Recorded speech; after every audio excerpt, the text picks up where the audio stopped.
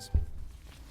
And then after we call the roll and approve the minutes, we go over items one at a time. First, the city staff will present on an item.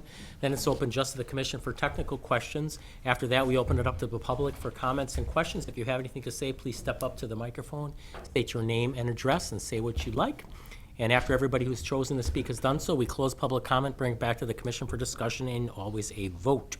With that, let us call the roll. Mina? Kathleen Prep. Here. Lindsay Erickson. Here. Michael Ford. John Hintz. Present. John Kiefer. Here. Lori Palmieri. Here. Thomas Perry. Here. Justin Mitchell. Here. Derek Groth.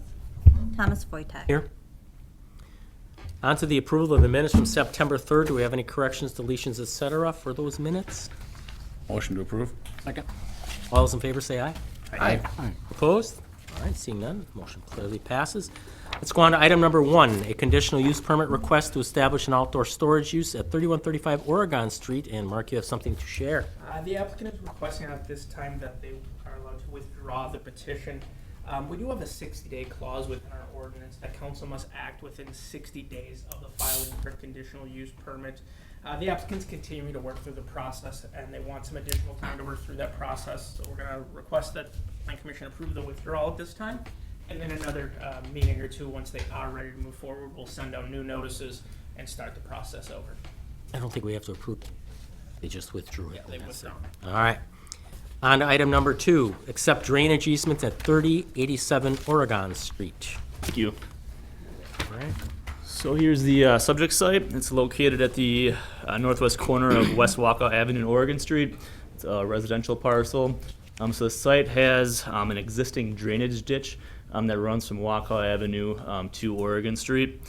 And that just, again, drains stormwater across that property.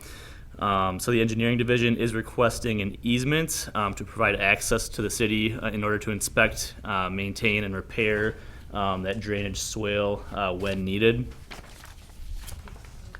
So here's that easement document. So again, it runs from Waukau to an existing storm easement and then to Oregon Street.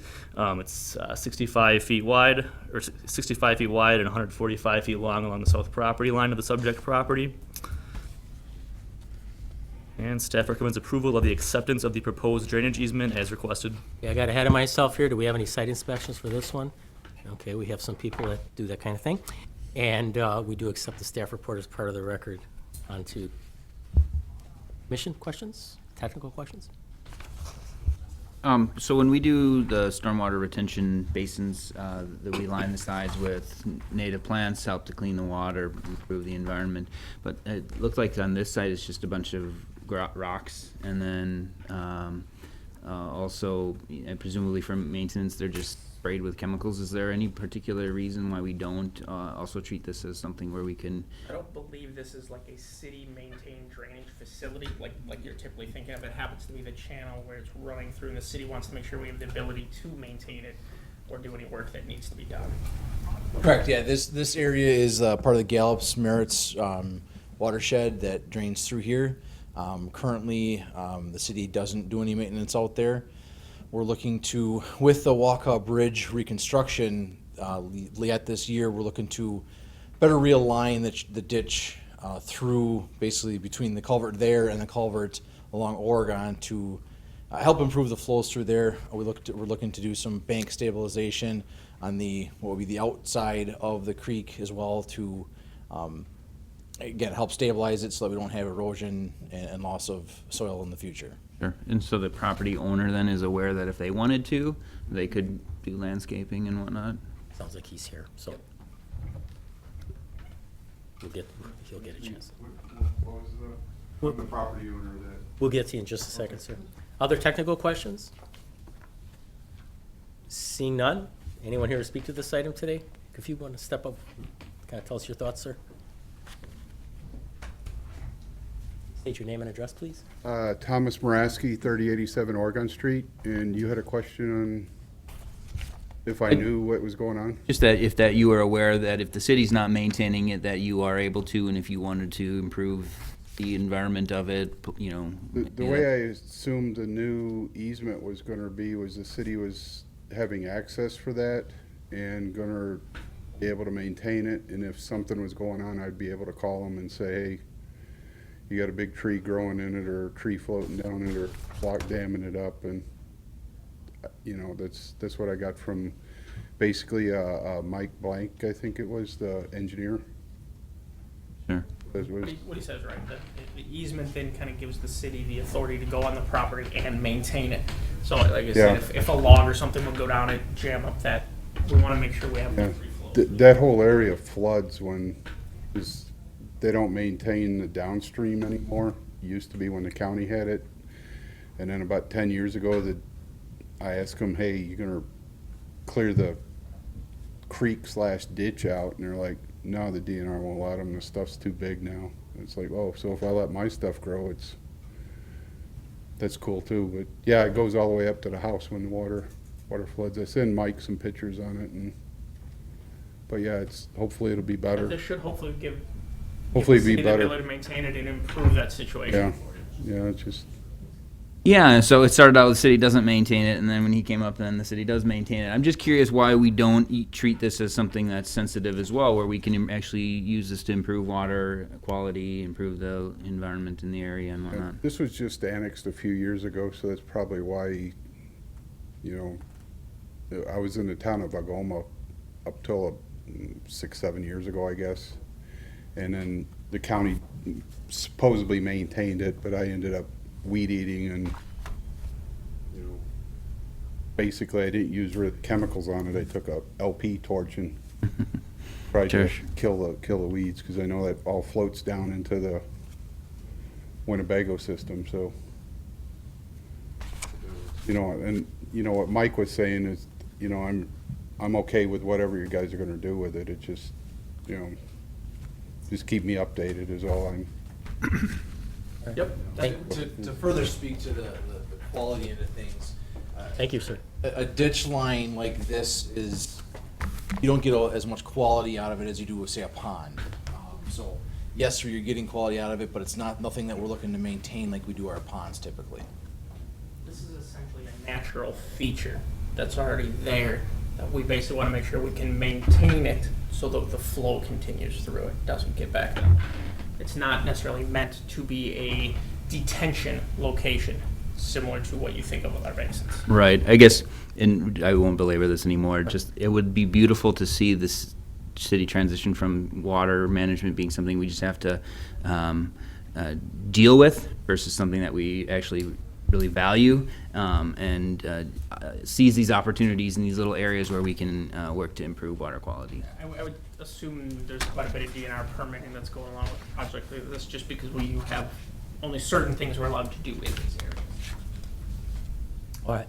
Anyone else from the public here to speak to this item today? Seeing none, back to the commission. Motion to adopt findings and recommendations as stated in the staff report. Second. Discussion? Seeing none, call roll. Kiefer, Aye. Palmieri, Aye. Perry, Aye. Mitchell, Aye. Crop, Aye. Erickson, Aye. Hintz, Aye. Boytosh. Aye. Motion carried 8-0. On to item 3, I don't know how you guys want to do this. Kind of separate, I think. Okay. 3A, grant privilege in the street, south side of the 1800 block of West 20th Avenue for placement of stormwater management facilities within the public right-of-way. Do we have any site inspections? Okay. We do accept the staff report as part of the record. Take it away, sir. Thank you. Yeah, there's two parts to this request, a privilege in a right-of-way request and the city acceptance of a stormwater drainage easement. I'm going to go over the privilege request first. Masters Oshkosh LLC is requesting a privilege in the right-of-way on the south side of West 20th Avenue. This is just north of the Mineshaft Restaurant, which is currently under development at the Aviation Plaza site on the corner, or the southwest corner of South Keller Street and West 20th Avenue. The reason for the privilege request is to allow the Mineshaft development to construct stormwater-related facilities within public right-of-way, which is outlined in blue up on the screen here.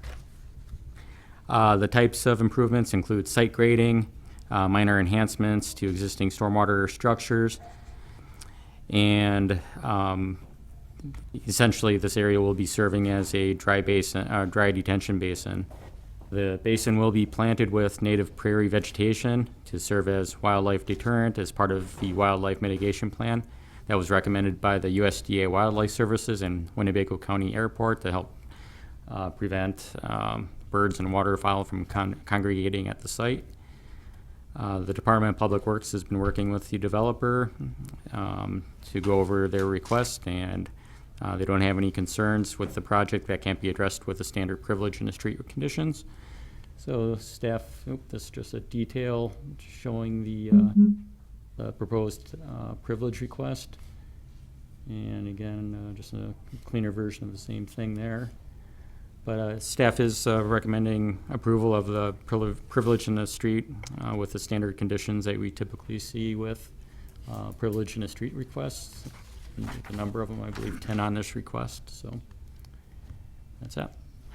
All right, first technical question, so this is pretty standard stuff. Correct.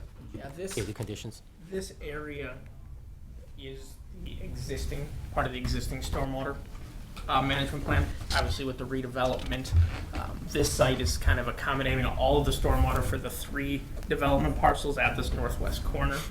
So the city just wanted to kind of formalize and grant the privilege street to kind of codify what had been going on out there and make sure we allow the improvements with the appropriate conditions. Okay.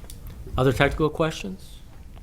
We know if there's any other utilities or anything going in there. I see the Diggers Hotline was mentioned in one of the conditions, but being a easement area.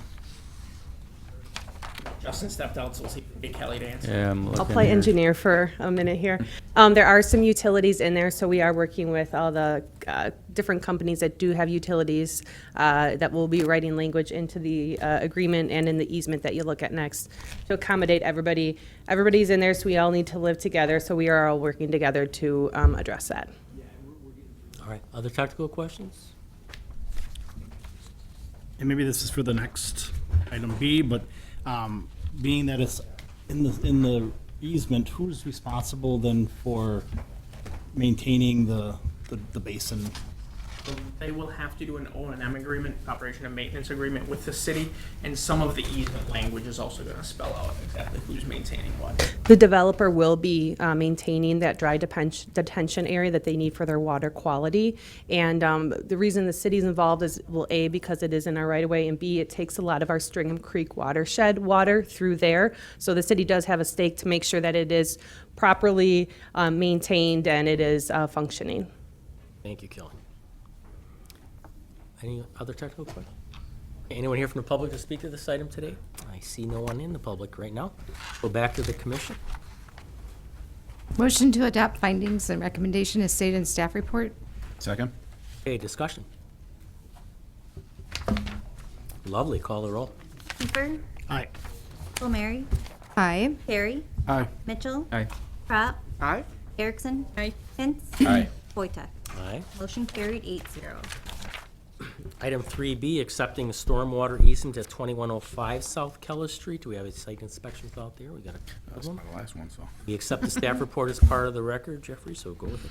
Thank you. Yeah, this one goes hand in hand with the first request, but this is a request for the city to accept a stormwater easement at 2105 South Keller Street. Again, this site being the property where the Mineshaft Restaurant is currently under development.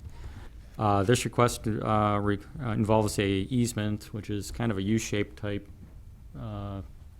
easement, which is shown on the screen outlined in blue. The purpose of the easement is to allow stormwater runoff to flow onto private property. And there's 2 sources of this water, which I'll show. Over here, this is part of the Stringham Creek watershed. And water flows underneath Interstate 41 and then onto private property. And the easement's required to allow this runoff to run onto private property. The water continues up north and around up to West 20th Avenue and eventually goes down 20th Avenue and eventually discharging into the Fox River near Iowa Street. The second part of this easement involves stormwater runoff emanating from South Keller Street area, which flows on again into the private property, necessitating the need for the easement. And again, the stormwater flows north on the private property up to 20th Avenue and then heads northeast towards the Fox River. The Department of Public Works and city's attorney is working with the property owner to have all the appropriate easement documents signed and eventually recorded at the Winnebago County Register of Deeds. And staff is recommending approval of the acceptance of the stormwater drainage easement as requested. All right, technical questions for this one? We know if all the drainage from the parking lots and the buildings are flowing into the ponds, or is there any direct flow into stormwater, sewers? No, they have been developing and working through with the City Department of Public Works their stormwater management plan for the entire mine shaft, Rogan's, and Extreme Custom sites are flowing into this stormwater easement, associated stormwater management plan. Other technical questions? Seeing none, anyone here from the public to speak to this item today? None. Back to the commission. Motion to adopt the findings and recommendation as stated in the staff report. Second. Okay, call the roll, please. Any discussion? All right, call the roll. All right. Keeper, Aye. Palmieri, Aye. Perry, Aye. Mitchell, Aye. Crop, Aye. Erickson, Aye. Hintz, Aye. Wojtek. Aye. Motion carried 8-0. Item number 4, right-of-way dedication for widening of the east side of North Keller Street, right-of-way between vacated Rath Lane and Oshkosh Avenue. Site inspections for this one? Done it a couple times, actually. Yeah. Every time I go out there. We accept the staff report as part of the record. On to you, sir. Thank you, sir. This is a request for right-of-way dedication on the west side of North Keller Street, north of Oshkosh Avenue, and south of vacated Rath Lane. It's another piece in this jigsaw puzzle. Back in December of 2018, the city officially mapped an additional 10 feet on both sides of North Keller Street to eventually widen this section of North Keller to 80 feet wide to match with North Keller Street north of Rath Lane. And adhering to the advice from a traffic impact analysis that was done for this site with the building of Oshkosh Corporation's global headquarters and anticipated additional commercial development along the north side of Oshkosh Avenue. This dedication will be involves a 10-foot wide strip on the east side here, which is shown outlined in blue. This mirrors the another dedication that was approved by the Common Council in August of this year to dedicate 10 feet on the west side. So after this action, this will be an entirely 80-foot right-of-way. This will allow for additional turn lanes heading south, heading towards Interstate 41. And then on the east side, should the need arise, this dedication will allow enough space for the city to construct an additional lane along North Keller Street if that need arises. The screen shows the current parcel configuration after the Rath Lane vacation, seeing the city-owned parcel outlined in yellow here, and this portion being deeded back to this property here, and the 2 yellow lots not acquiring any of that land.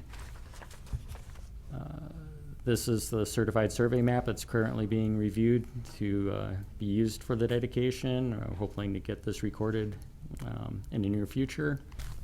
And staff is recommending approval of the right-of-way dedication as requested. All right, thank you. Technical questions, folks?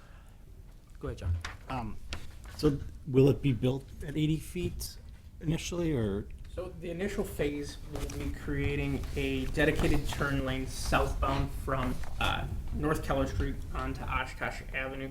During that traffic impact analysis, it noted that there could be a need as development and really seeing what future commercial development we have, that we may also need a turn lane on the east side of North Keller Street for northbound traffic. At this time, it is not anticipated that that northbound turn lane is going to be built. We're going to see as the development pattern emerges, when that is necessitated, that lane has to be added as well. So is there a point then, from the roundabout where where there could be turn lanes into that proposed development back to the east? Isn't there some? There is an access control easement from the state Right. on a portion of that property. Staff is still working with the developer for that area, figuring out exactly where access would be best placed into those parcels. Yeah, the access restriction stops right around here, which would prohibit any driveway entrances onto this property. I know the developer is here, and we're still working to figure out where the best location will be to get access into that site. Other technical questions? Go ahead, Justin. We chatted about this the previous time as well. I'm curious if there's a possibility, not necessarily tying it into this specific proposal as a condition, but where we can get some sort of, here's the next 6-month or 12-month vision for road and land activities, maybe between Highway 41 and North Eagle. Something just so that, you mentioned jigsaw puzzle. It'd be nice to see the full puzzle, and so we're putting these pieces back together, that it paints a better picture than just, this and Almost this like a and this workshop and that. update of some kind, because we've Yeah. had some And- stuff in the past, but Fully understand where I can't say at this, this property has kind of evolved as they decided they wanted to develop it. So at this time, there wasn't a master plan. We've kind of been reacting to what they ultimately wanted to do and knowing the legal requirements of how to get there, which is why we've had to bring one piece forward at a time. We can definitely look at the larger area and do a workshop. We've done the GDP workshop for the greater area 3 meetings ago. 2 or 3, and then So that's probably the best gauge of what the developers see for this area. I know they're going to be coming back for another workshop to, again, additionally discuss that. Yeah, less about that, and because that was good too, and I think the exchanges were good, but more so about Kathy previously had concerns about, we weren't going to get rid of any more land, and then a request came to get rid of land after we had already given rid of part of a road that maybe we wouldn't have supported if we would have known that then the land was going to go away. It seems like if we could just take a step back and get what your vision is, or what the city's vision is, and what some of the answers that you just gave John, might be good, appropriate information for that. Like, this may be eventually a turn lane, and all of those things probably could put together. We can bring back what the TIA and what council ultimately decided their vision was. I know this board has changed, so maybe it's just a matter of we bring back that TIA, kind of some of the alternatives that council felt were appropriate for Oshkosh Avenue, and lay them out so this body's aware of them. Right, yeah, and if there's something, last time I had asked, I was told there wasn't something, but if there was there's a TIA specifically for Oshkosh Avenue and this roundabout intersection. okay. So that TIA is what has driven most of the road-related requests in this area are results of that traffic impact analysis. Okay, so maybe that's just can be forwarded on, or, okay, Definitely awesome. get you a copy of the slides. They did a nice presentation. That's good. God, we gotta be about a year plus ago at this point. But I'm sure Ms. Nyforth can dig that up and we can. I appreciate I it. think there's actually a video recording of that as well. Okay. Presentation. We can get that information. Under And get workshops. it over to you. And if this body wants to, we can definitely put together a workshop to kind of refresh everyone's, memory of kind of what that vision was for Oshkosh Avenue. Yeah, I And think we said for, we definitely have some new members, so that Yeah. may probably benefit Wouldn't hurt. everybody. And maybe we'll do a quick workshop in conjunction with the Oshkosh Avenue redevelopment workshop that's going to be coming forward. Maybe item 1 we'll do is we can talk about that TIA and the long-range vision of the road, and then the private development side of it. That's kind of necessitated why that TIA was done. Sure, thanks. great. Other technical questions? Seeing none, anyone here from the public to speak to this item today? Twice? Okay, back to the commission. Motion to adopt the findings, recommendations as stated in the staff report. Second. Hey, discussion? Seeing none, call the roll, please. Kiefer, Aye. Palmieri, Aye. Perry, Aye. Mitchell, Aye. Prop. Erickson. Aye. Hintz. Aye. Wojtek. Aye. Motion carried 8-0.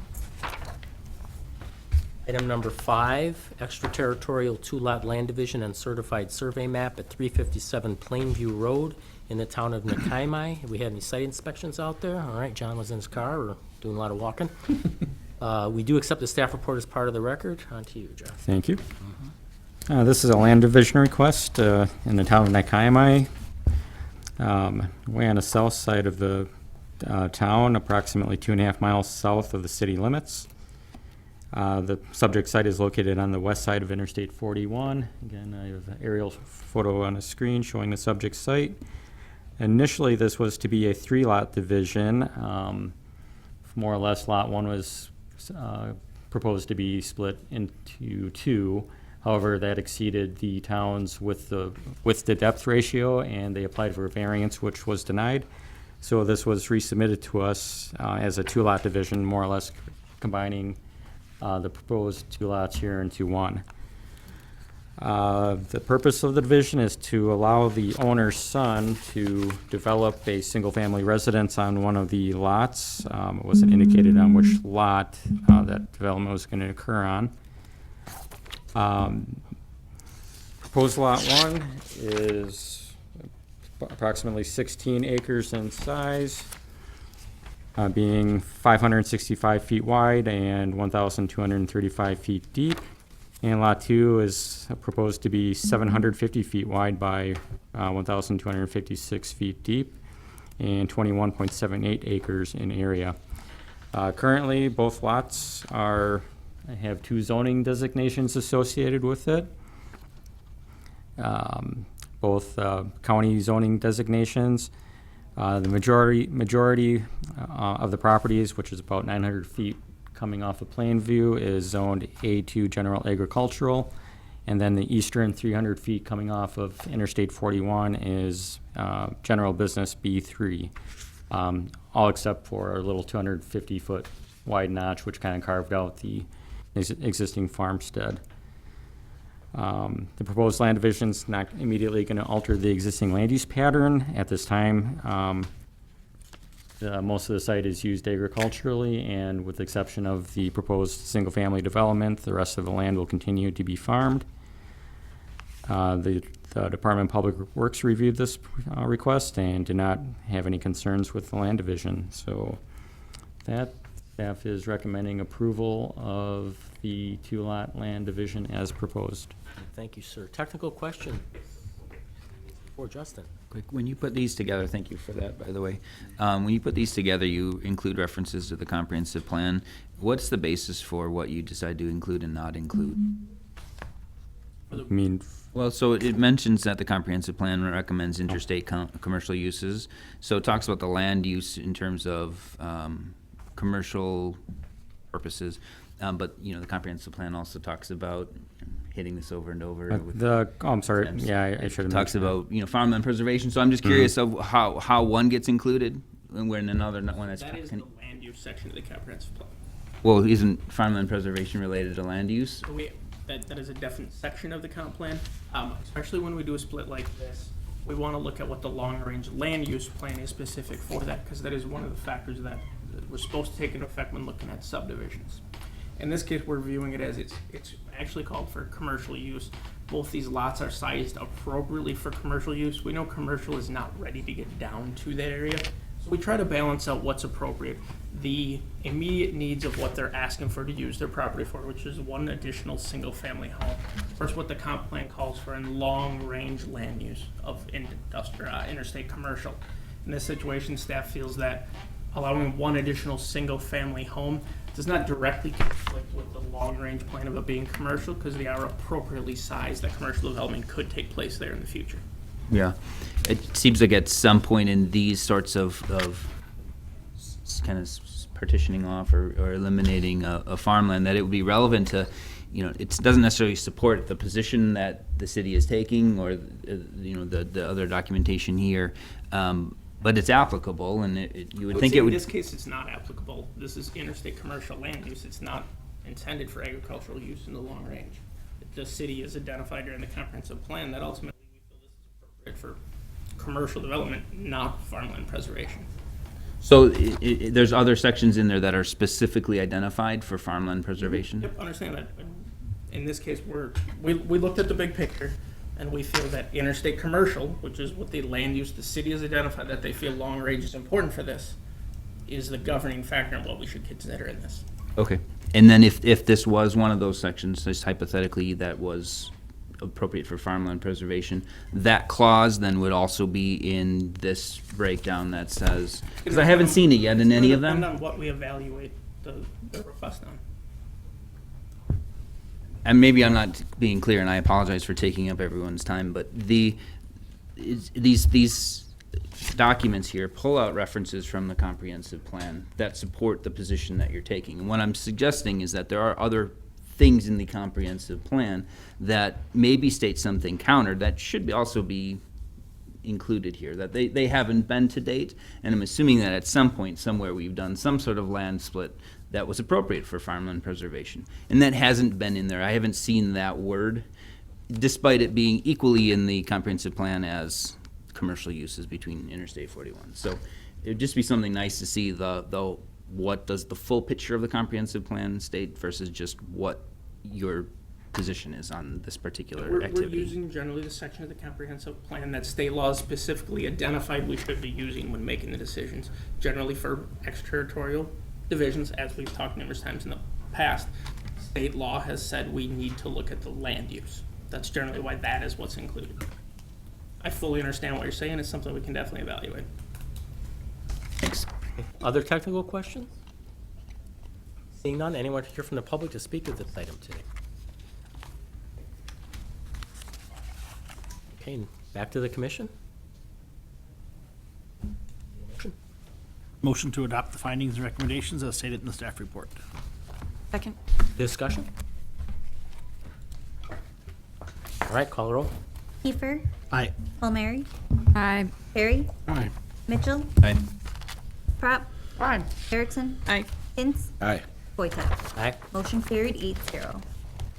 Okay, item number 6 is a 2020 capital improvement program.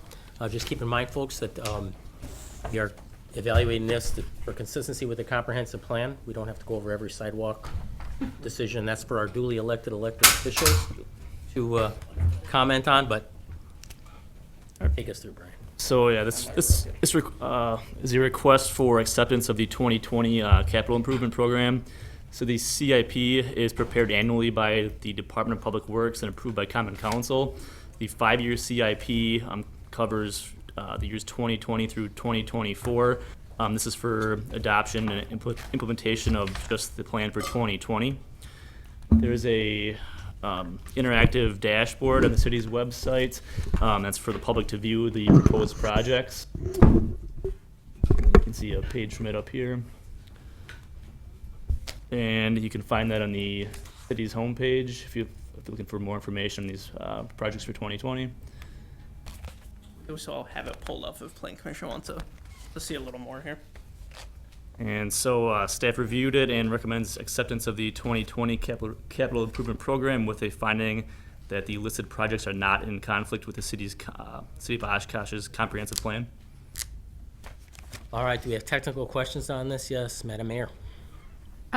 Just for staff and for educating the Plan Commission and folks viewing, when you're looking at the consistency with the comprehensive plan, do you use a matrix? What is the method that you use So we look to at a go couple, through the CIP? We look at a couple of things. We're looking at the land use section.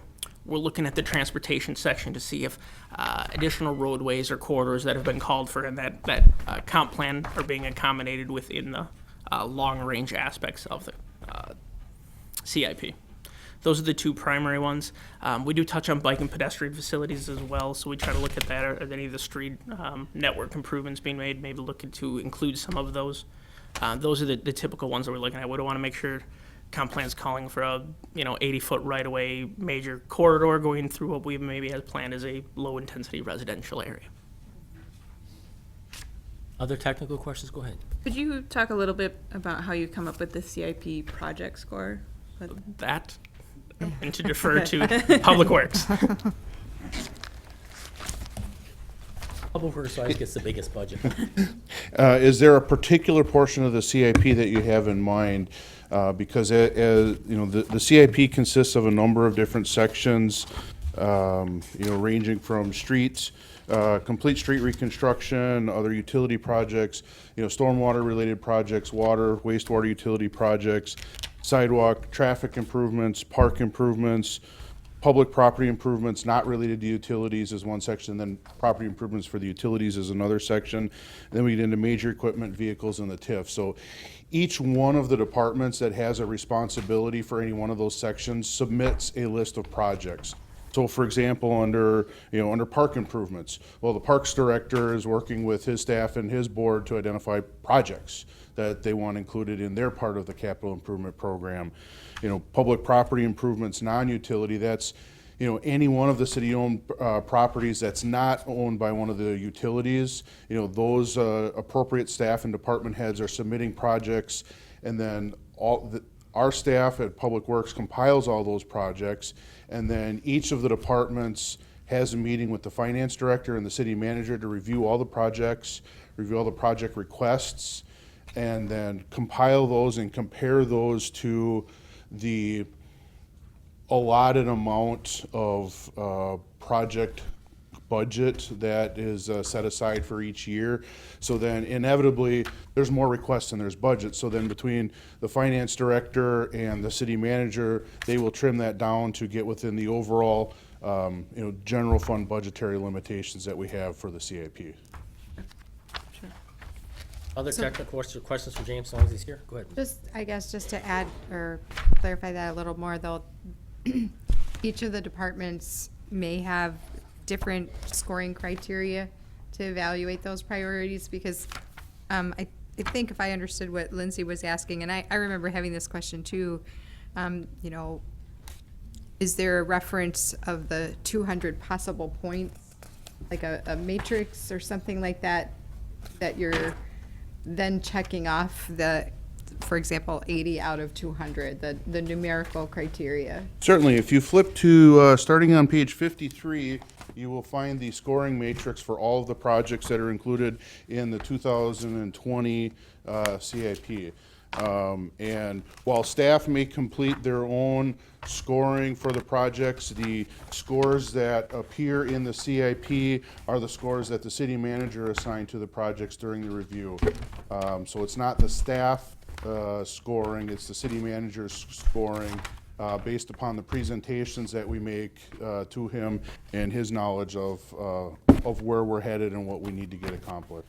So there are several pages of those scoring sheets. 2020, I think there's probably about 5 or 6 pages of scoring sheets there in that matrix. Yeah, thanks for including that. I remember having that question Okay. a couple years ago. Does that help? Yeah, that's Okay. helpful. Thank you.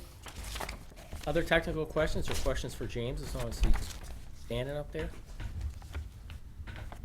May I get clarification Go from ahead. you really quick, just so I know what's appropriate? Because you started with a disclaimer of what's Right. appropriate and what's not, and I'm not exactly sure what you mean by that. Is there something in specifically that you I want think, us to not do? I don't see as much of it here, but in the past, there's been equipment and stuff like that that's been listed at the CIP, and it's really not our role to evaluate whether a fire truck is purchased or not. And I think it's legitimate to ask questions about a particular, like if there's a street that's on the list, I think that's fine. I just think that there were times in the past when we got into the nitty-gritty to the point where it seemed like it was, we were looking for general agreement to the comp plan. If there's more detailed criticisms or questions, that's the council's job. That's my perception. As outlined in the CIP process through state law, this body's review, it is intended, similar to when we did the TIF discussions, to be looking at that consistent with the comprehensive plan, not necessarily looking at the specific financial decisions that ultimately the council may choose to undertake.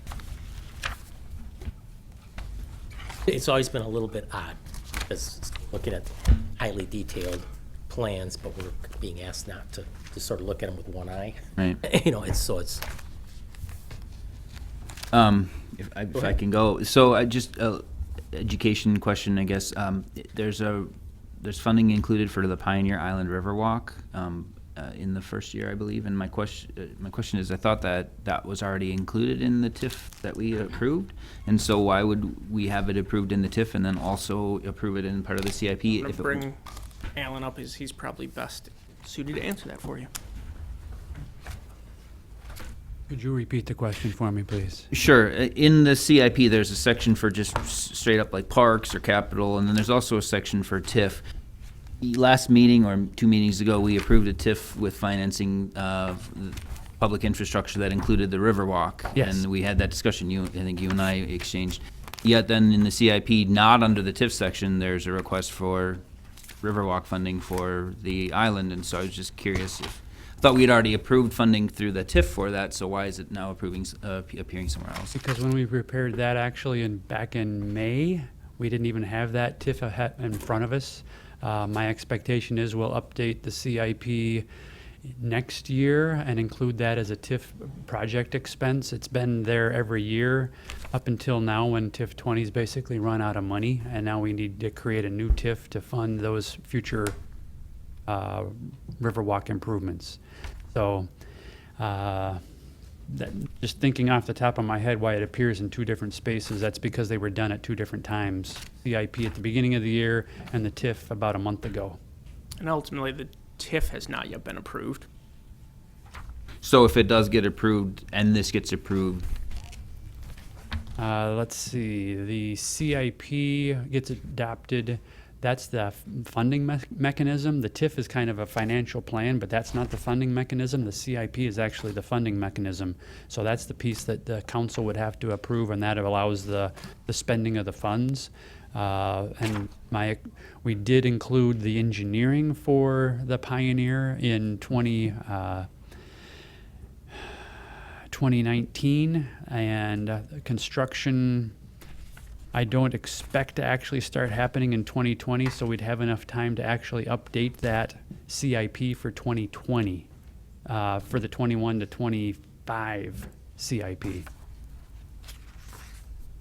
It's going to be about a 6-month lag between what we knew back in May and what we approve in November when it comes to the CIP. sure.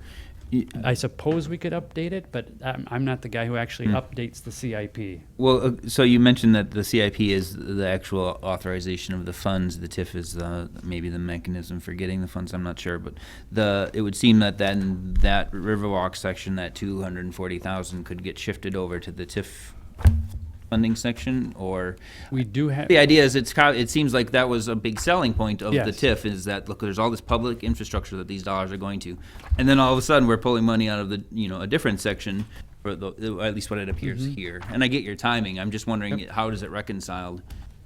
I'm going to actually ask Mr. Robbie how late we can actually amend the CIP to reflect a new TIF, and in my mind, it would be next spring when we actually do the next CIP. Which page are you on when you're looking at? 26.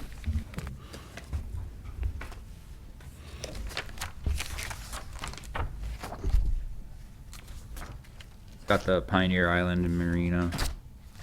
3rd item. So this is just the design, Alan? Yes.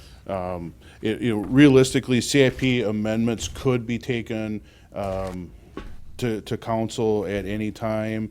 I know last year there was an amendment made to the CIP as it was being approved to add a project, so, that is something that, could be adjusted at any time. I'd have to take a closer look at this, but I suspect, what Mr. Davis has said is right. Their project requests were due to our office in the beginning of May, which meant they were working on them well before then, and, so there was quite a bit of time difference, so we may have to take a closer look at that one. Sure. I do, but I don't know if anybody else. No, go ahead, Justin. The Lakeshore Parks had $2 million listed. That's just for planning purposes? That doesn't include any sort of work or anything? Or am I seeing that wrong? And I don't remember which page I had that listed as. Page 24. You're on it. And actually, no, that $2 million is actually earmarked for any of the construction or phase-in plans that are going to come out of the document that we're working on currently. Awesome. Okay. I think I read it wrong, as it sounded like that was a plan, and I don't know what plans cost, but I thought that sounded like a really expensive plan. Really Nope. good plan. The plan is in this Plan's year's already budget and being funded. paid for. Got it.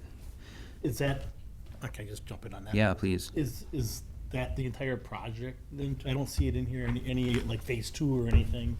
We won't know that entire cost until we get through the planning process. That will not be the entire cost. I don't know how much of phase one that will be, but it all depends on what's all included through the approval through Parks Board, Plan Commission, and Common Council.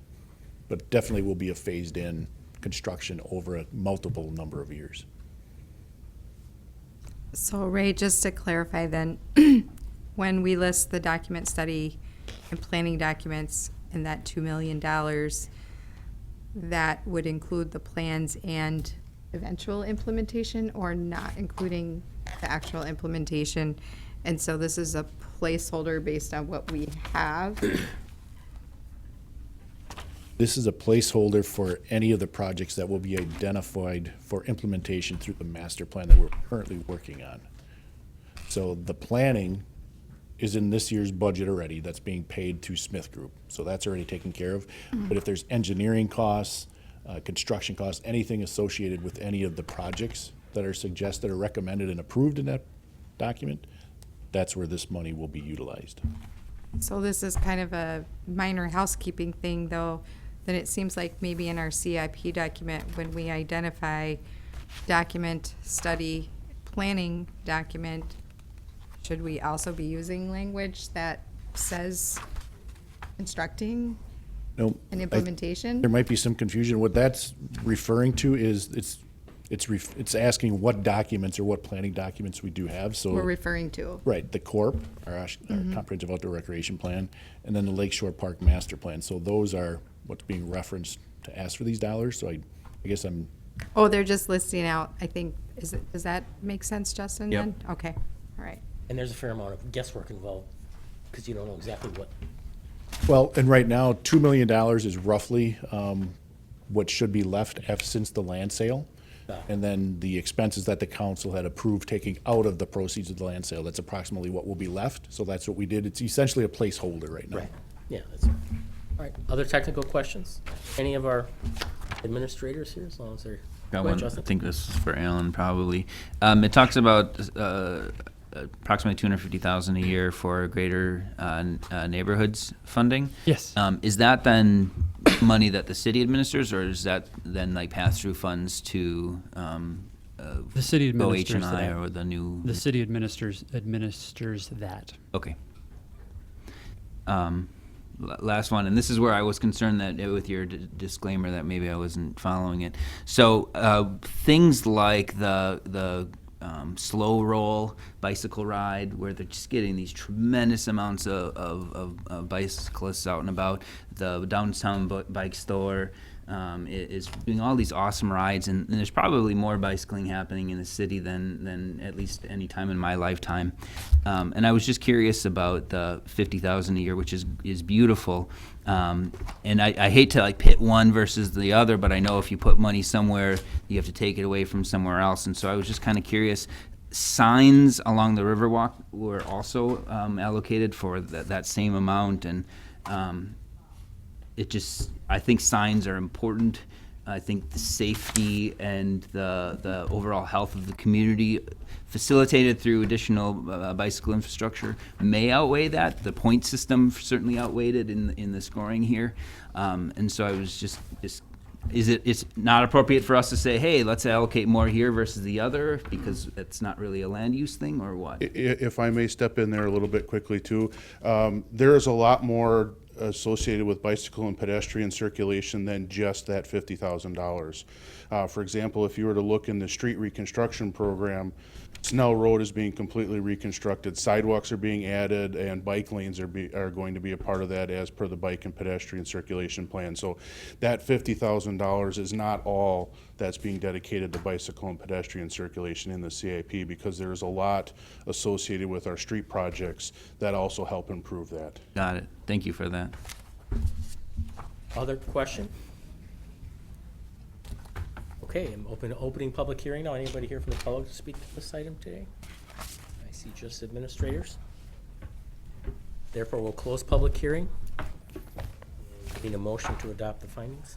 Motion to adopt the findings and recommendation as stated in the staff report. Second. And discussion. I'd just like to thank all of their time for coming and answering questions. I actually like this set. I like having all those folks here, because I don't think that was always the case. It's very helpful to have individual department heads here to kind of answer. I think it definitely benefits that they're here to help through the process. And certainly, since this is an advisory body for council, if there are things that you see as a different priority, you know, that can also be discussed. A lot in here. There's a lot in here, and while the body is only looking at the Right. consistency, that doesn't mean that you can't make recommendations to council when we consider the financial end or prioritization. Yeah, I would definitely encourage all of you, you have the CIP, take a very close look at it. If there are priorities you feel that the city has, reach out to the elected officials to make sure they're aware of those as they make those decisions. I think someday I'd like to see, I've been through a lot of CIPs, and it feels like a wish list sometimes. It would be nice to see how many of the projects actually get completed within the time frame of this, when they're actually planned, because that's hard. But it's I think having these folks here helps that a lot, because I get a sense of this is what we're thinking right now. But go ahead, Kev. Well, just a comment, I think every one of us around this table is deeply interested in this document and in the details. And as Lori said, you know, we'd have personal opinions on what should be a higher priority or lower priority, but that's not a function of this body per se. I think this gives us a roadmap to individually talk to the city council at the appropriate time, at the appropriate workshop, to give them our individual opinions.